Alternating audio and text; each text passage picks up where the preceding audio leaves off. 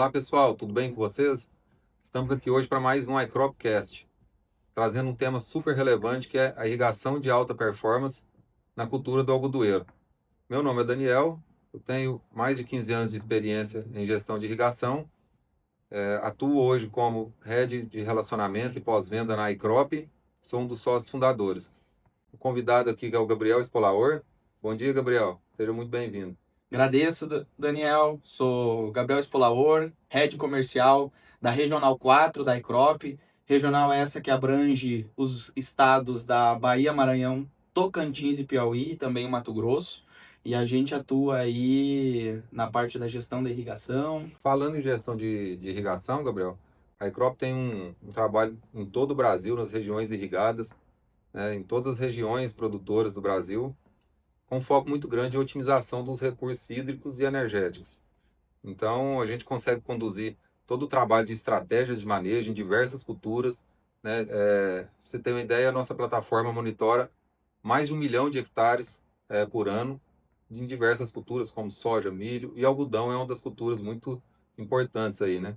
Inclusive é uma fibra que está muito presente na vida das pessoas aí no dia a dia e é o foco, né, que nós vamos trazer aqui hoje na conversa, é o impacto da água, as melhores estratégias de irrigação na cultura do algodoeiro. Então, eu queria começar trazendo um tema muito importante que é qual a importância da irrigação na cultura do algodão. Então, Daniel, é fundamental a gente trazer parâmetros claros para o produtor, né? A gente substituir parâmetros que ele adota, que são os parâmetros qualitativos, a gente alterar esses parâmetros para parâmetros quantitativos, começar a fazer medições, trazer números para que ele tenha uma assertividade maior nas decisões, né? Então, dentro da fazenda, a gente acompanha irrigantes há mais de 30 anos que são irrigantes, né? E acaba que eles já têm um modus operandi dentro da fazenda com base em alguns dados qualitativos. Por exemplo, tem alguns dias que não choveu, ele dá uma butinada no campo e levanta uma poeira, a cultura já começa a trocar de cor ou apresentar um déficitzinho. Então a gente substitui esses parâmetros qualitativos por dados, por números, que a gente fala de parâmetros quantitativos, né? Então, com base nisso, a gente consegue melhorar a assertividade, elaborar planejamentos dentro das fazendas. Ou seja, né, o que não é medido não se gere, né? Então, eu entendo que a plataforma iCrop ela soma muito na questão de trazer informações, dados confiáveis, com muitos algoritmos desenvolvidos, para a gente conseguir fazer uma boa gestão, dar uma boa visibilidade para o produtor de tudo aquilo que está acontecendo, para ele tomar a melhor decisão de irrigação nas culturas e, principalmente, né, ter um resultado no final com otimização dos recursos hídricos e energéticos com alta produtividade. Antes dessa premissa da gente falar da cultura em si, eu acho que é um fator muito importante é a gente analisar a correlação que tem a cultura com o solo e o equipamento, né? Então, esse tripé, ele é o sucesso de uma condução quando a gente fala em dentro da pasta de irrigação, da parte de gerenciamento de irrigação. Queria que você falasse um pouquinho, Gabriel, sobre a importância da eficiência e uniformidade de aplicação dos equipamentos. Ou seja, a gente sabe que existe uma preocupação muito grande do produtor em investir em vários recursos, né, buscando alta produtividade, alta tecnologia. E às vezes a gente percebe que o insumo água, que é, se não o mais importante, um dos mais importantes, ele às vezes é subestimado. Então, a safra começa antes do plantio, né? Perfeito. Toda a fase de preparação do solo, a preocupação com a matéria orgânica e até chegar na avaliação do equipamento que deve acontecer antes do plantio para garantir uma boa uniformidade e eficiência ao longo do plantio. Queria que você falasse um pouco sobre a importância desse trabalho, o que é feito nesse trabalho de engenharia dos equipamentos para garantir alta performance de aplicação de água na lavoura e evitando formação de faixas, anéis na cultura. A decisão e a estratégia, ela é o produto final do nosso trabalho. Então, para que isso ocorra com excelência, para que isso aconteça com excelência, a gente precisa ter um equipamento que nos entregue essa performance, uma água de maneira uniforme, da primeira saída do último aspersor, né, do primeiro aspersor até o último aspersor.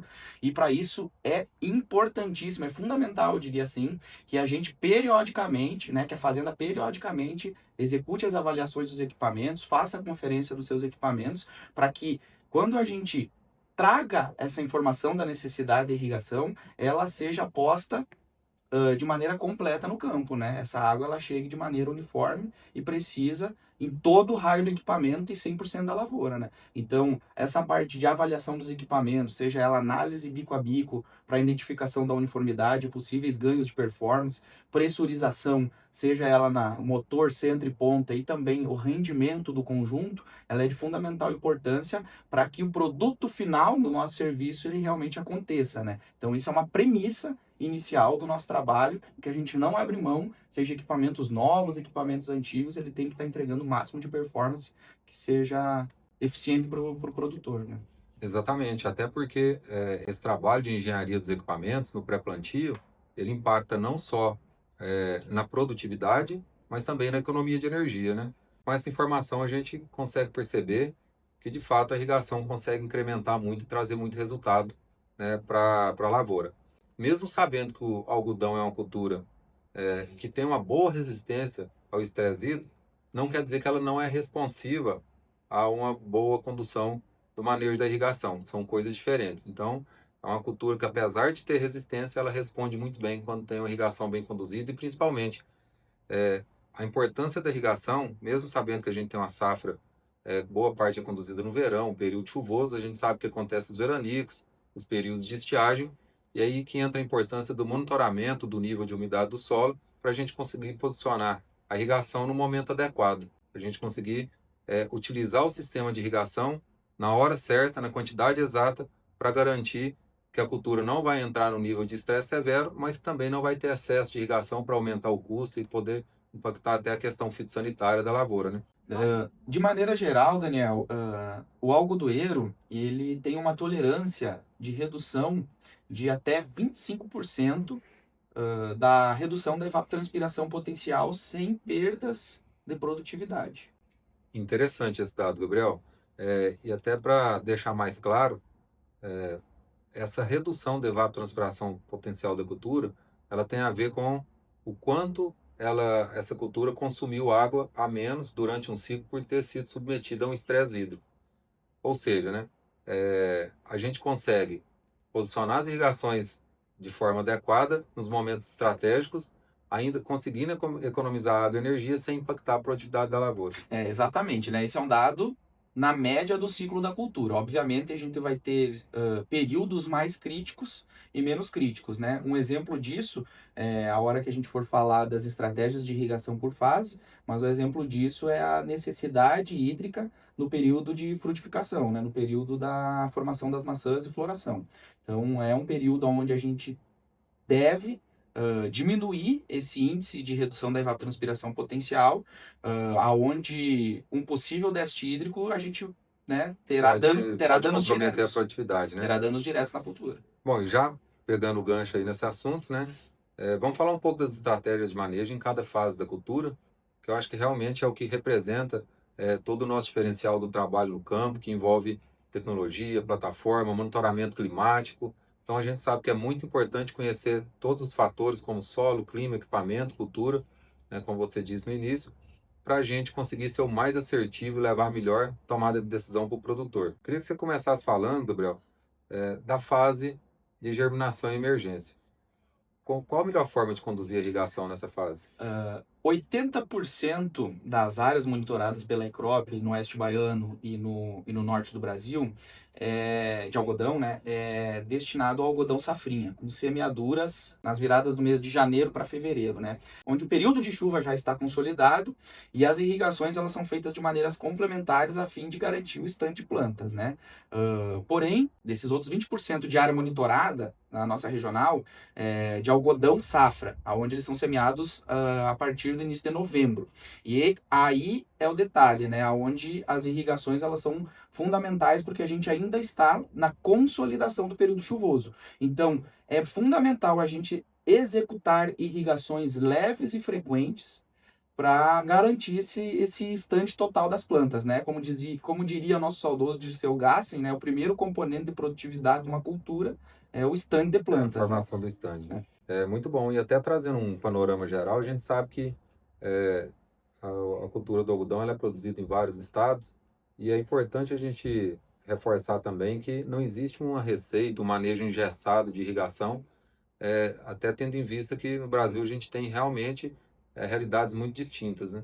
Tem regiões mais chuvosas, solos mais argilosos, como por exemplo a realidade do estado de São Paulo. Quando você vai para o oeste baiano, você já tem solos mais arenosos, que é diferente da realidade do Mato Grosso. Como você comentou, o Mato Grosso tem uma área muito grande de plantio de sequeiro, né, com menos expressiva a produção nas áreas irrigadas, mas também tem uma boa distribuição de chuva ao longo do ciclo.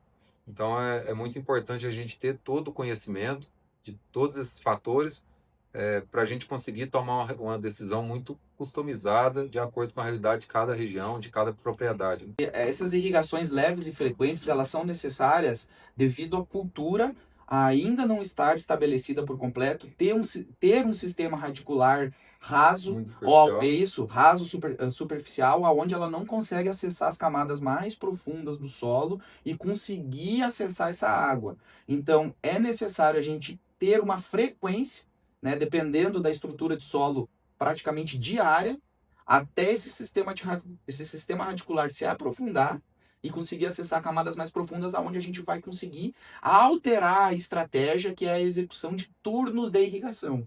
E com essa execução de uma nova estratégia, uma nova fase da cultura, a gente consegue, mensurando isso, a gente consegue otimizar a estratégia de custo da irrigação também. Que, além de tudo, a gente tem que ter um bom desempenho na parte energética, né? Então, a gente volta àquele tripé que foi falado lá no início, né? Solo, planta e clima, né? Exatamente. Ou seja, Gabriel, quando você traz a importância das irrigações leves e frequentes durante o período de germinação, isso tem a ver também com a alta temperatura desse período aí, né, do ano. Nós vamos estar falando de um período que as altas temperaturas vai provocar, vão fazer com que o solo seque muito rápido na camada superior, né? Às vezes, após uma precipitação muito intensa, mesmo não tendo uma necessidade de irrigação, no sentido de consumo de planta, né, que ela tem essa água de maneira disponível no solo, é uma estratégia operacional a gente facilitar o rompimento desse cascão fazendo uma irrigação leve, né, para a planta conseguir não ter problema para germinar, né, quando tem aquele selamento, principalmente em solos mais siltosos, mais argilosos, onde tem esse selamento do suco de plantio, né. Exatamente, Gabriel. E na sequência a gente entra, né, depois da germinação e emergência, a gente entra na fase do desenvolvimento vegetativo, que é uma fase muito importante, tanto para o desenvolvimento da parte foliar, mas também para o desenvolvimento do sistema radicular. Qual a melhor forma de conduzir a irrigação nessa fase? De maneira geral, Daniel, dentro dessa fase a gente já vai estar bem inserido no contexto de chuvas na região, né? Sim. Então, como é uma fase onde a planta ainda está em desenvolvimento e a gente tem bom aporte de chuva, é importantíssimo a gente medir qual é a capacidade de água disponível que a gente vai ter no solo para conseguir determinar o nosso horizonte limite de outro aporte de água, seja ela por chuva ou irrigação. Então, quando a gente mensura os dados climáticos e tem a base de dados de solo, a gente consegue ter o target final dessa informação. A gente consegue ter o dia limite para esse aporte de água, né?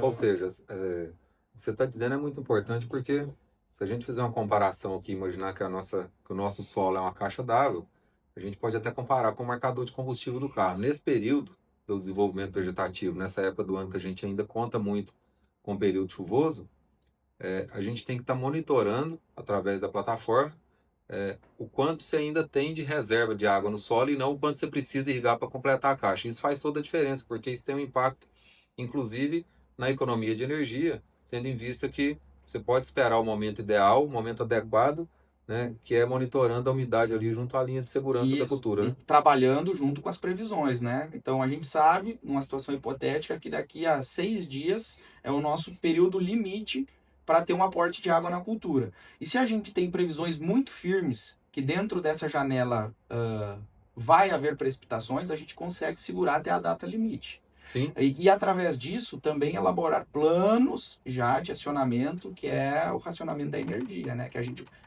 traçar estratégias para que o produtor tenha o menor custo possível de irrigação, se vale ou não a pena acionar uma demanda total, ou se a gente antecipa, não tendo previsões, a gente antecipa e tenta acionar uma demanda parcial.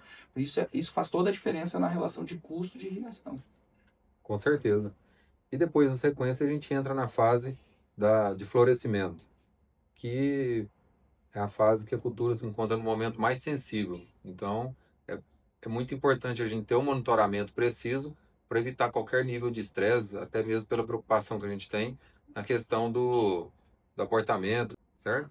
Perfeito, Daniel. Então, levando em consideração a janela de semeadura do algodão safrinha, aonde teremos esse florescimento ocorrendo já no final da janela das chuvas, então é aí o ponto aonde a gente tem que intervir com as irrigações complementares, né? Subir o nível de umidade no solo, manter a planta com um menor índice de redução de evapotranspiração, porque nesses novos cultivares, né, cada vez mais, né, nos novos cultivares, a gente tem um percentual importante da produtividade no terço superior das plantas, né? Então, fazer com que a gente tenha um pegamento de florada, né? De total da planta, isso faz total diferença nas grandes produtividades, né?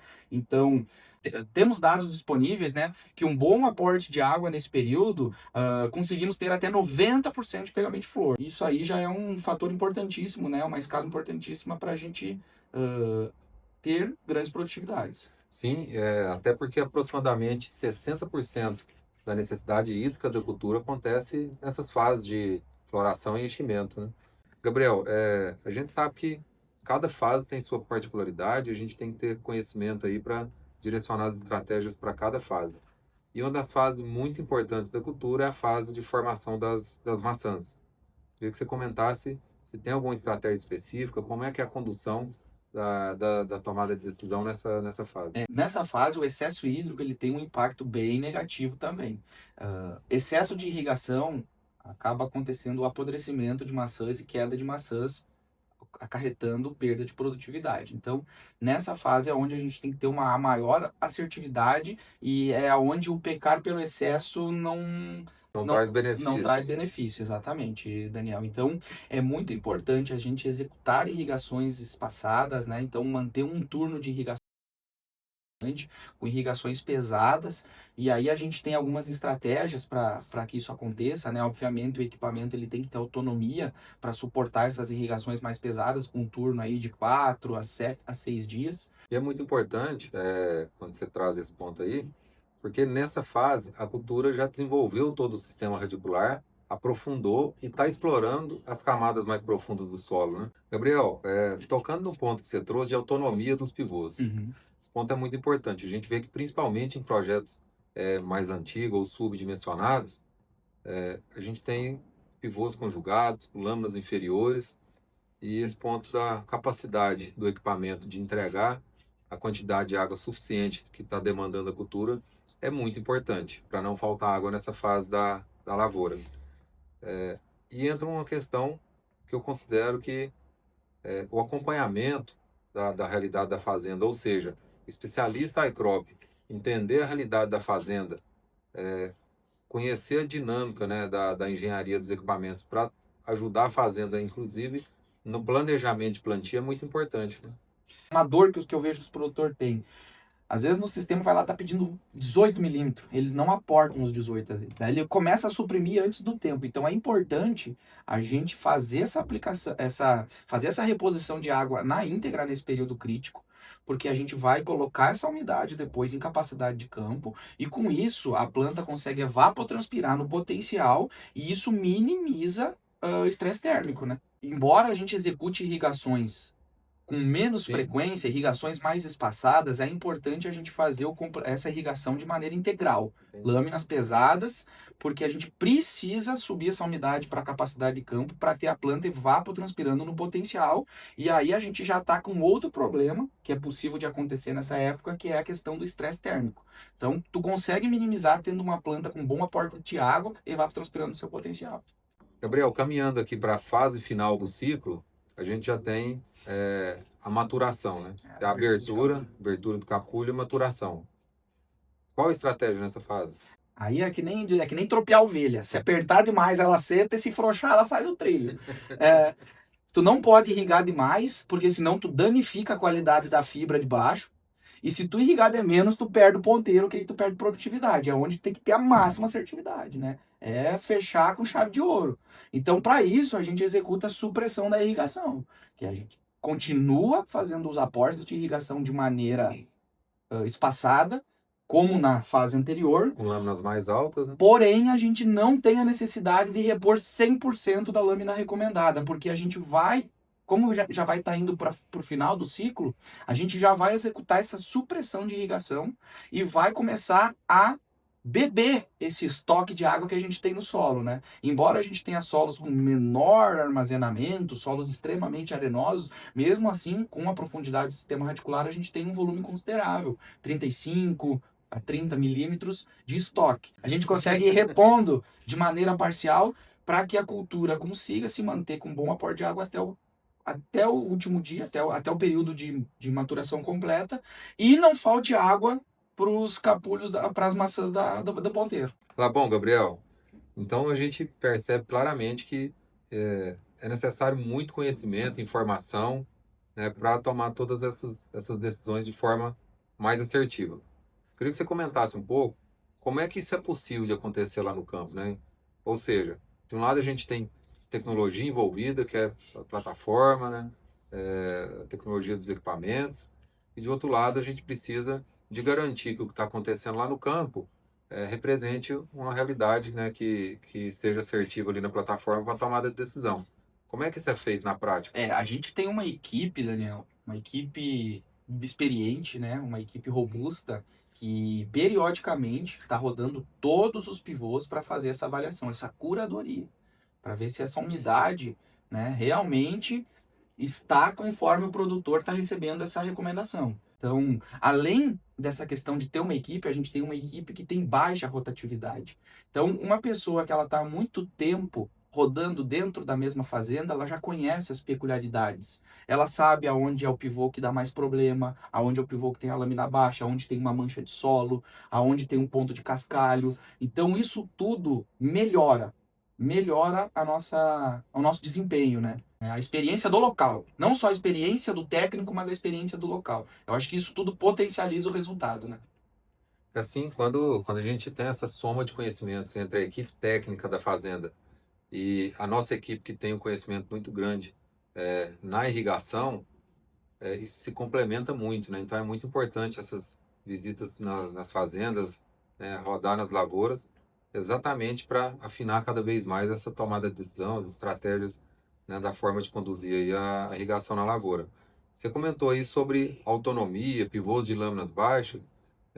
Como é que a gente pode ajudar o produtor irrigante com essa questão de se aquele pivô ele é suficiente para atender a demanda da cultura ou não? Se a gente tem fazendas com realidades de lâminas menores e projetos subdimensionados, como é que a gente pode orientar num planejamento de plantio de forma que um escalonamento ali se viabilize, né, uma maximização da área plantada? Um projeto, né, ele é gargalado, ele é folgado, dependendo do planejamento da fazenda. Então, se a fazenda quer plantar 3 safras, ela tem que ter uma estrutura que comporte esse plano. Se uma fazenda quer plantar 2 safras e inserir o algodão dentro desse contexto, que é uma cultura que ele se desenvolve muito dentro do período das chuvas, é outro contexto. Então, um projeto ele tem que ser pensado diferente para esses 2 cenários, né? Sim. Então, a gente consegue dar uma visão macro para a fazenda, né? Entender quantos milímetros ele tem de recalque, se ele tem poço suficiente ou captação direta suficiente, se ele armazena essa água para suprir a demanda da cultura nos períodos críticos. Então, se isso não ocorre, a gente faz um ajuste de expectativa, né, com a fazenda, dizer, ó, isso aqui tu vai ter água, a gente pode ter problema ou não.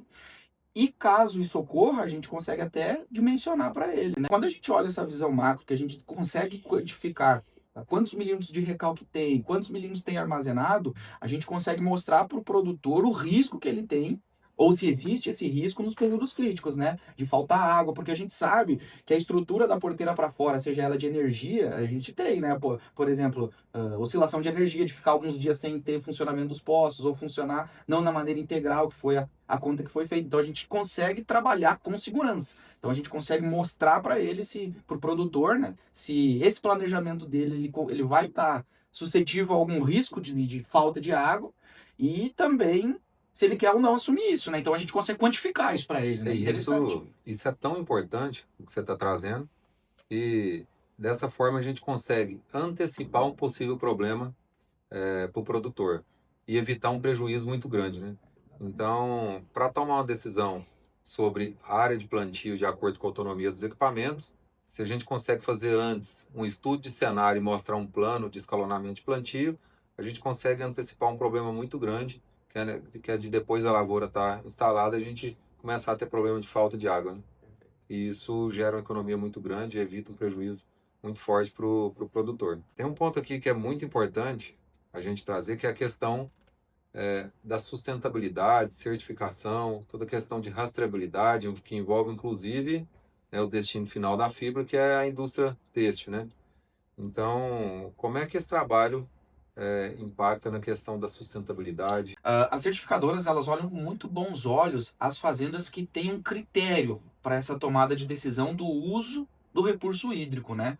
Então, a economia de energia, ela é uma consequência na boa utilização da água, né? Então, a gente irrigar de uma maneira onde a fazenda certifica que não vai existir desperdícios é muito bem visto dentro das certificadoras, né? Então, isso é uma das premissas. Exatamente, que vai de encontro com a otimização dos recursos, né, e que inclusive essa boa condução da irrigação resulta em altas produtividades, que é, por um lado, não deixar ter estresse e falta água, e de outro lado, a gente também não errar na questão do excesso de irrigação, que além de aumentar o custo, ainda gera esse desperdício aí que você comentou, né? Assim, o que eu enxergo do core do nosso trabalho é a gente irrigar tudo que a cultura precisa com o mínimo de desperdício. Então, às vezes, os produtores até nos questionam, né? Ah, mas quanto que tu vai economizar aqui dentro da minha fazenda? O cenário ele é bastante variável, né? Quando a gente inicia um trabalho, a gente encontra produtores que subirrigam, então, na realidade, a gente não gera uma economia, a gente vai gerar um custo maior, um investimento maior de água e energia, porém o incremento de produtividade ele é muito expressivo. Outros cenários que a gente encontra é quando o produtor, e esse é o mais comum, quando o produtor irriga em excesso. Na dúvida, executa a irrigação. Na dúvida, irriga mais. Então é aí onde a gente consegue exercer a parte da economia, onde a gente tenta, né, onde a gente atua para zerar os desperdícios, né, e com isso abaixa os valores de contas de energia, né, os valores de investimento em energia. Isso aí, Gabriel, eu acho que vale a gente ressaltar um dos pontos muito interessantes que a gente tem na plataforma iCrop, que é a criação de um dashboard para os grandes produtores de algodão, que a gente consegue dar muita visibilidade para esses indicadores. Ou seja, a gente consegue mostrar para a fazenda no dia a dia qual o nível de excesso ou de estresse da lavoura, toda a questão da eficiência de irrigação, das contas de energias, ou seja, se a fazenda está tendo um custo adequado, as tarifas bem encaixadas ali no mês a mês, garantindo que essa visibilidade ela é muito importante, tanto para a questão ambiental, de sustentabilidade, mas também para a questão do monitoramento e gestão de custos. Gabriel, então você trouxe de uma forma muito prática todo o conhecimento, né, em relação à cultura do algodão, as estratégias de irrigação, e a gente percebeu que além da importância do conhecimento técnico, é muito importante ter essa sinergia com a parte operacional, com todo o envolvimento e monitoramento do clima, do solo, do equipamento, ou seja, um conjunto de coisas bem conduzidas que geram o resultado aí das altas produtividades, né? Estamos chegando ao fim do nosso iCropcast.